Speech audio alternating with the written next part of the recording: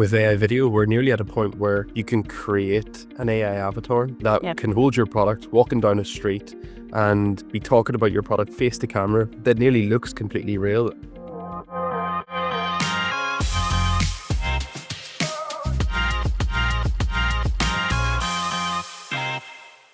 Hello everyone and welcome back to the ProfileTree Podcast. Today in this episode we've got a really interesting topic around customer engagement, and we're joined today with Gabby, who is our lead digital strategist, myself, Chris, I'm the lead videographer and editor, and Eimear, who is our lead digital account executive.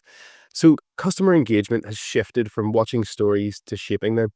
Audiences trust people who look and sound like them, and the response to content They respond to content that feels shared rather than staged.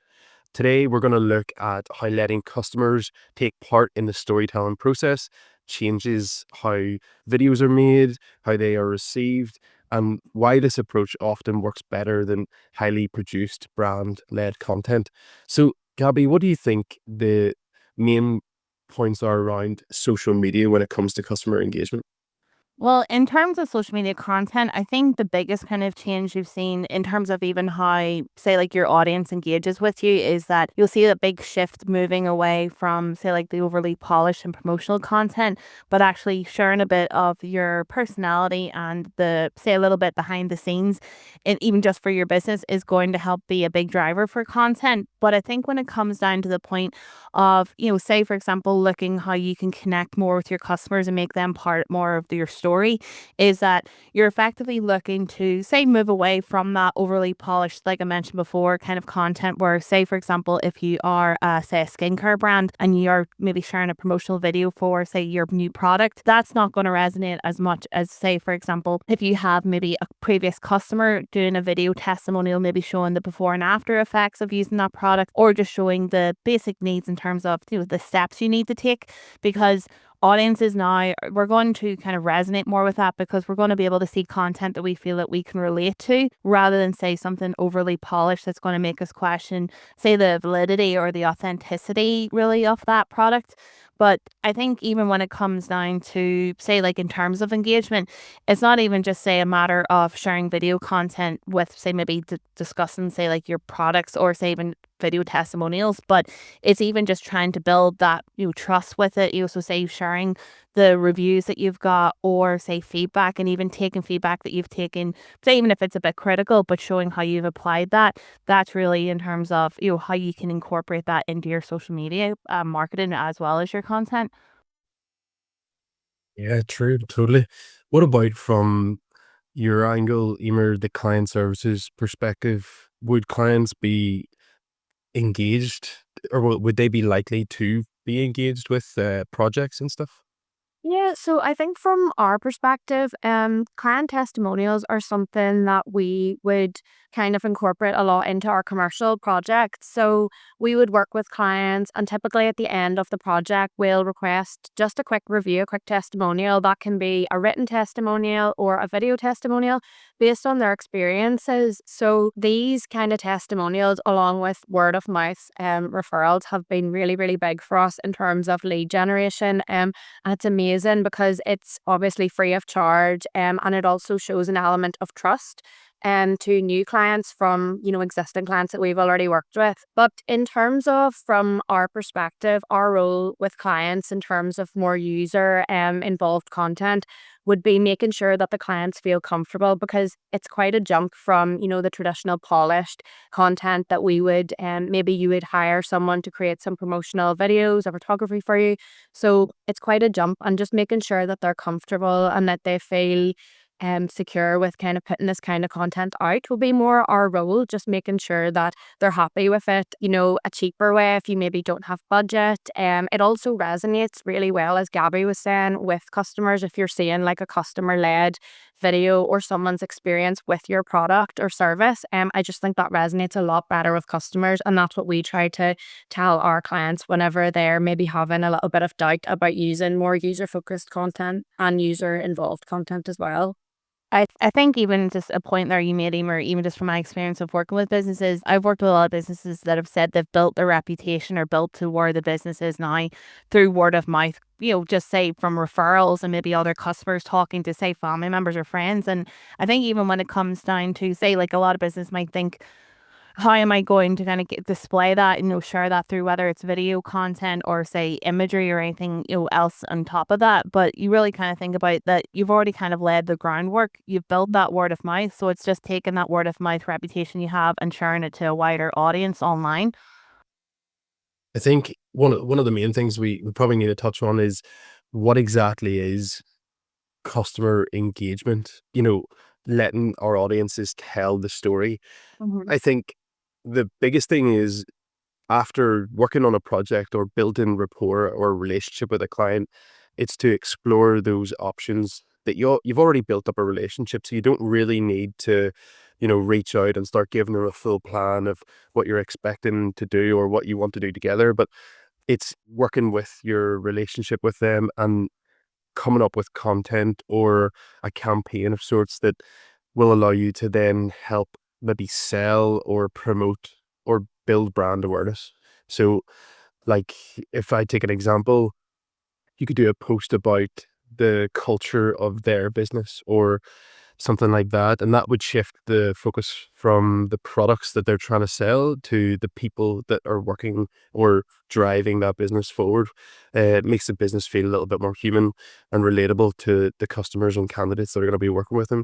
There's a bunch of different ideas that you could create from like this idea of bringing your customers along and letting your audience, direct the story with you. So, and again, that's a big point as well. If they're using your products or if they're using your services, they're they're in the primary research area of being able to tell you what's right, what's wrong, what's the big like focus for this service, why is it helpful.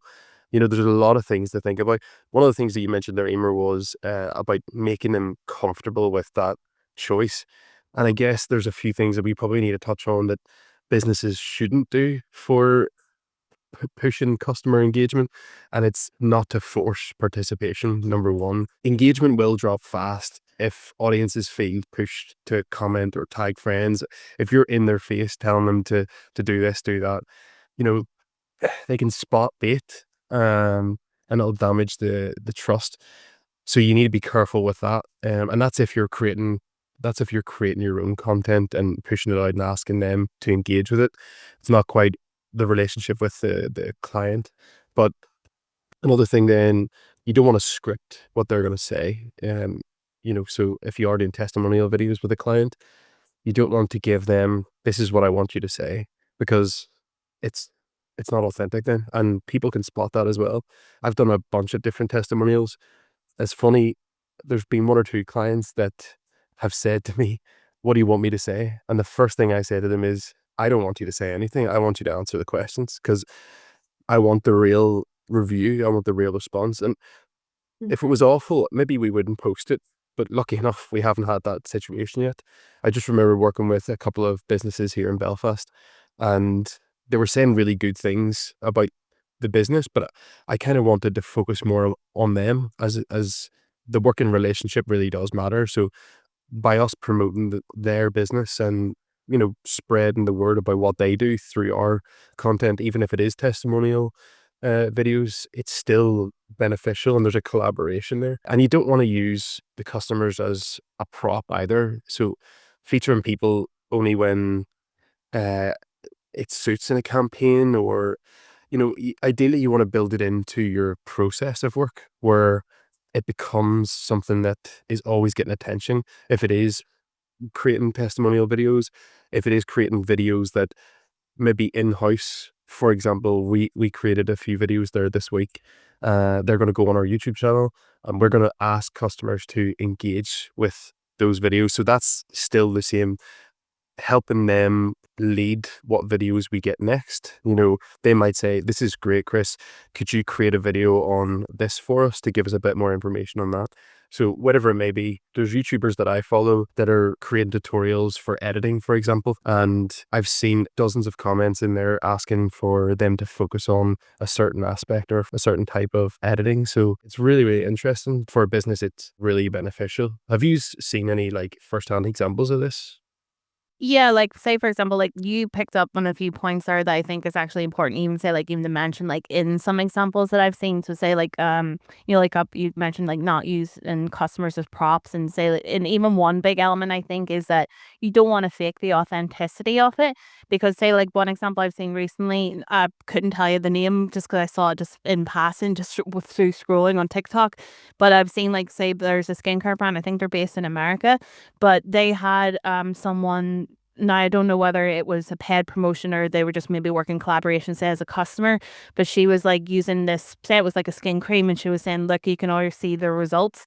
And I think we live in a society now that when it comes to online content, we are looking at things a little bit more microscopically. That I could see that the video had loads of comments, and same in terms of engagement, that's what you're looking for. You're looking for real conversations between your customers to maybe promote or recommend other products or services. But when I went to the comments, all you could see was people saying, did anyone notice the filter glitch on her face? Did anyone see that, it doesn't look real? So yes, she's maybe trying to push that product, but that moment of thinking, how can I make it look a bit better, has maybe demolished everything that they've built, on that. But I would definitely say, like, even say, like, in terms of, like services, because one thing I've talked about like, say, some business I've worked with is that, when it comes to, say, like, I would call them, like, say, like, big ticket services, say something that's maybe going to cost a bit more. So, say if it was like a healthcare treatment, or maybe working with another, say, business for maybe, say, a potential service you can't do in house.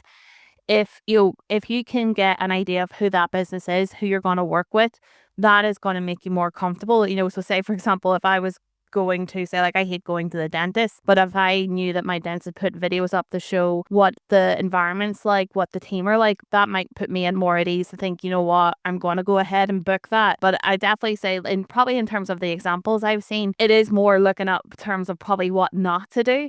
But I definitely think that, because like I said, we're looking for those kind of real conversations, even say, for example, it doesn't even have to be, say, like, even through video content. One thing I kind of recommend now is that, because we're now even in terms of, say, like with influencer marketing, we're looking for more relatable.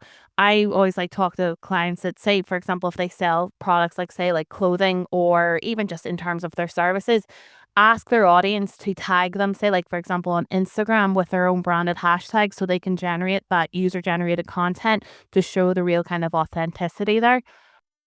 Another point, just when you're saying about things not to do, that I've noticed with examples is I recently saw an advert so it was from an influencer, and it was for teeth whitening products. Now, this influencer had previously done another collaboration where she had actually got her teeth done. And I think it's quite well known that if you've got veneers or composite bonding, that a lot of teeth whitening products actually won't work with your teeth because of the material used in the composite. So interestingly, the company that had obviously reached out to the influencer, not sure if they were aware of this, but the influencer had a really a dedicated audience who were quite quick to comment on, is this really working? Are these real results when you've obviously had your teeth done? And so the results can't necessarily be as authentic as we're thinking. And I think it backfired massively on the brand by not doing their research from the influencer herself from appearing authentic, because it's something that physically couldn't really be true. And times like that, ignoring feedback from your audience, your audience who maybe feel like you've lied to them or been a bit disingenuous, it's really important that you don't do that. I think it's important to kind of acknowledge these mistakes. If you are going to use more user generated content and you make a mistake, I think it's important just to let your audience know, we've heard you and we won't do this again, and we want you to be able to trust us. And that's maybe an instance where not researching properly before doing a partnership has kind of backfired.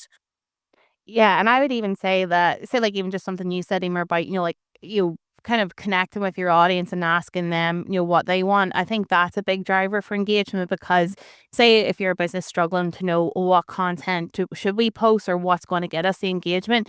Say if some of the business culture aspects, I would say there are some business culture aspects maybe you don't want to do. So say, for example, if you've been a business that your content's been a bit more formal, you don't then want to jump into doing prank videos or doing something that feels completely disconnected. But I think if you're definitely struggling with engagement, one kind of avenue I would go down is just simply putting it out there, asking your audience, what do they want to see from you? What do they want to know about, whether it's your services or whether it's how your products work or what maybe product would be best suited to them. Because then if you take that into consideration, apply that to your content, your audience are going to feel like they've been listened to. So they're going to kind of react more positively. And say, like, just to give kind of a positive example of that, I worked with one business that they never really liked being in front of the camera, didn't really share the story behind it. And we did that. We created a bit of a feedback form for her to ask her audience what they wanted to know. And one of the main things that came in was, we want to know how you started your business, what made you start it.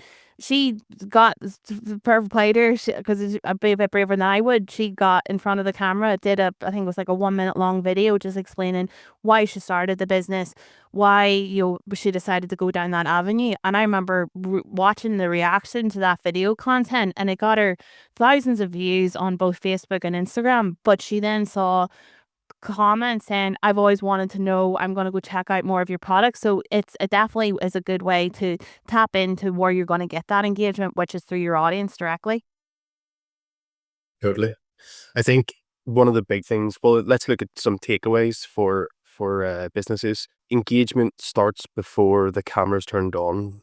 Especially if you're a service provider, you're obviously building up relationships with maybe business to business. I think there's two sides to that there as well. There's business to business and business to consumer. So a lot of things that we're talking about kind of crosses those paths. And there is a good bit of crossover in what we're talking about, like testimonial videos, I suppose, apply to both B2B and B2C. Whereas, what you're talking about there, Gabby, about maybe creating a video for your followers, that's maybe a little bit more business to consumer. So that's definitely something to be aware of. If you're a B2B business, you want to look at what works best for you within customer engagement, how to connect to your customers. For me, it always starts before the camera's turned on. I'm saying camera because I'm always doing video, but I think for all of us, it's looking into the business, finding out who they are and what they do, and see, is there potential in the future for good engagement. For business to consumer, I think it's reading your comments, back to what you were saying there, Eimear, about the teeth whitening thing. It's read those comments, connect with your audience in that social aspect, reviewing what their feedback is, and don't, respond to the negative feedback in a positive way. Try and flip it on its head, so that's very important. I guess another one is testimonial videos work best when the customer feels that they have ownership of it. So don't try and force things on your clients or your customers. Let them speak from their mind. And what you'll often find is that they'll use words that you wouldn't, and them words from a consumer perspective might connect with other consumers way better than your words from the selling perspective.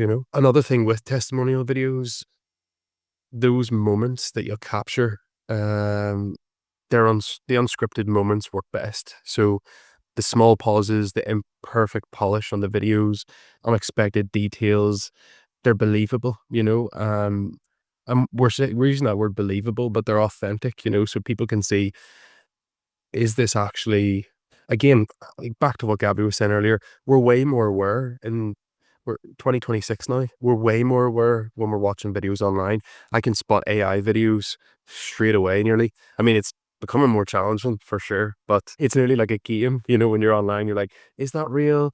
Because I completely agree with what you're saying there, Eimear. Like, you don't want to be trying to fool people, because we're all way more aware with the technology we have available to us, just living it and breathing it every day, especially us in the content marketing side of things. But yeah, it's very important to connect in an authentic way. But I guess, is there any other points there, Gabby, that you were wanting to talk about?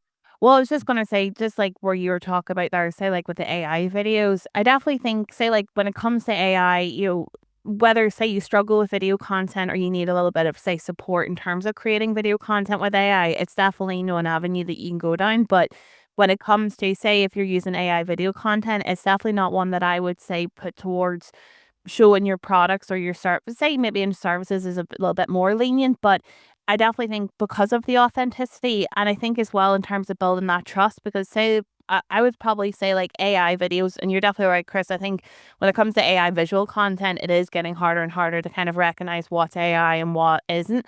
But I think especially if you think of if you're a business, whether it's B2B or B2C, but you have a slightly older demographic, if you're putting out AI videos that are maybe promoting your products or your services in a bit of a misleading way, even say if you've incorporated customer feedback or anything into that, I definitely think that is opening yourself up to, potential disaster. Because I even like to give an example, I know my parents sometimes get tricked by AI videos, and I'm the one that have to say, don't buy it, that's not a real, that's not a real business. So I think in terms of building trust, not only say with younger demographics, your target demographic, or just say older and just say as a total audience, I definitely think that if you're using AI components, you still need to keep that not only relatability but authenticity to it. But I just think that when it comes, especially just from a social media point of view, I think if you are, say, if you're at a bit of a stagnant with your marketing, or you find that your customer or just your engagement overall isn't pushing,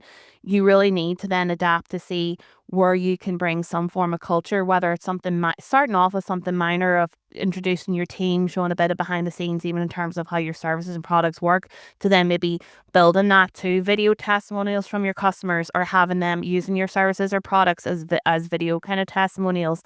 It's making sure that you're moving, and kind of like you said, before you turn the camera on, having that plan of how you're going to move forward. Because if you're just jumping in and hoping for the best, you're gonna find that you're gonna still be where you were at the beginning.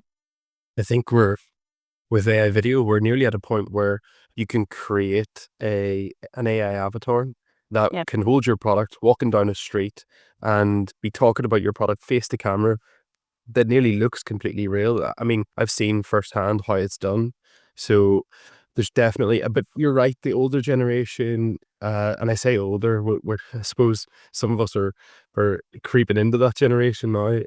But my parents, they watch YouTube and stuff. Like my dad would be watching YouTube on TV quite a bit, and he can nearly spot AI videos now. There was a guy doing like an overview, like documentary style video, and I only caught a couple of minutes of it, but he was in the bottom right corner of the screen, and I just knew instantly. I was like, that's an AI avatar, So it's great. We've seen it in, like, they've used it on TV now as well. Like there's can't remember, a while back there's someone that done the first ever AI news presenter. So, and they delivered the news with an AI presenter. So I guess there is a benefit to that for a business, maybe reduced cost, consistency, a bunch of different other things. But when you're using it in a misleading way, if you're making it look like a customer of yours and it's not actually a customer, that's maybe not authentic and not the way that I would be advising anyone to go down the AI video production side of it. But it's very interesting, lots of things to talk about there. And I suppose we could go on and on in more detail. I think, to wrap it up, if there's any businesses watching the video and you're interested in creating more customer engagement, if you're B2C, B2B, whatever it may be, here at ProfileTree, we offer a range of different services, and we've seen a lot of projects, maybe over 1,000 at this stage. And we're more than happy to help and jump in and see where we can best create a solution that will best suit your business. But anyway, thanks very much for your input, guys. Really good to get chatting with you today, and we'll see you in the next one.